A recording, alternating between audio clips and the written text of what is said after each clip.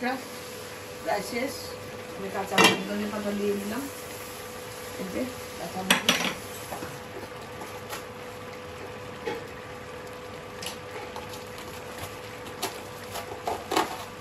ধনে পাতা ভিজে রাখা ছিল, সেই ধনে পাতাটাই দিলাম। আপনারা চাইলে ফ্রেশ দিয়ে করতে পারেন, আমার কাছে ফ্রেশ নাই।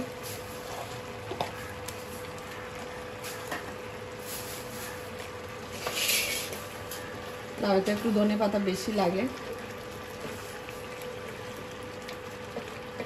আমি আরেকটা জাল দিব, বেশি না, দিয়ে আমি নামিয়ে নিব। একটু ঢাকা দিয়ে দিচ্ছি।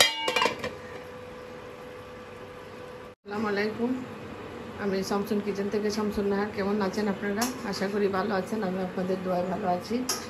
আজকে আমি একটা রান্না বসাই দিছি আগেই, লাউ। আমি লাউ রান্না করতেছি, দেখেন লাউ আমি কী মশলা দিছি।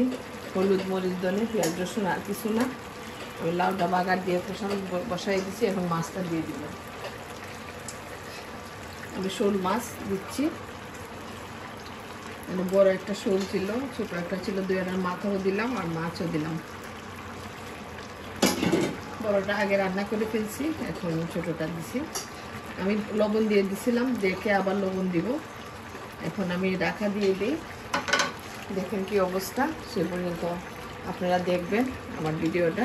আমি ঢাকা দিয়ে দিলাম, একটু অপেক্ষা করেন। দেখেন রান্নাটা কেমন হয়েছে। আমি মাছটা কিছু ভাঙা ভাঙা করে নিব। লাউয়ের মাছ ভাঙা ভাঙা হলে ভালো লাগে।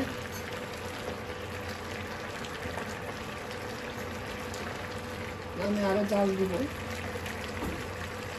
মাছটা, যাতে আপনাকে কি ভেঙে যায়। পুরো ভাঙবো না, অর্ধেক ভাঙবো, আদা ভাঙার মতো। আমি আবার ঢাকা দিয়ে দিচ্ছি, তারপর ধনে পাতা, কাঁচামরিচ দিব। কি অবস্থা রান্নাটা। আমি মাছগুলা একটু অর্ধেক ভেঙে দিব, পুরোটা ভাঙবো না। শোল মাছ তো শক্ত, তাই এটা লাউয়ের গাঁঠাই বলে আমাদের দেশে। এটা লাউয়ের গাঁঠা। মূলা দিয়েও রান্না করা যায় ভাবে, শোল মাছ দিয়ে। খেতে খুবই দারুণ লাগে। তারপর মাথাগুলো একটু নাড়াচাড়া করে দিচ্ছি। জানি না আপনাদের কেমন লাগে। লাউটা অনেক ভালো ছিল, কোনো পানি বেরো নেই, খুব কম পানি বেরিয়েছে। এটা হয়তো বা রোদের লাউ।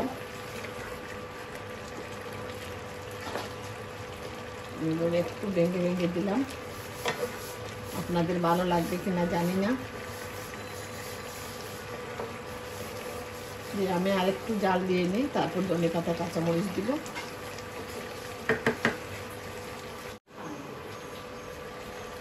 আমার লাউ রান্না ভালো লাগলে সাবস্ক্রাইব করবেন, লাইক, শেয়ার, কমেন্ট করবেন, জানাবেন কেমন হয়েছে। আগামীতে আরও ভালো রেসিপি নিয়ে আসবো। সে পর্যন্ত ভালো থাকবেন। আসসালামু আলাইকুম, ধন্যবাদ।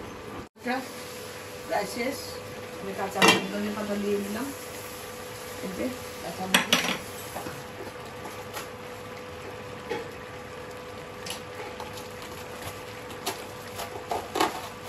ধনে পাতা ভিজে রাখা ছিল, সেই ধনে পাতাটাই দিলাম।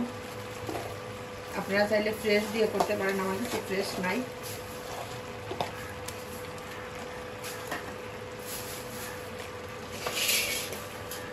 হয়তো একটু ধনে পাতা বেশি লাগে।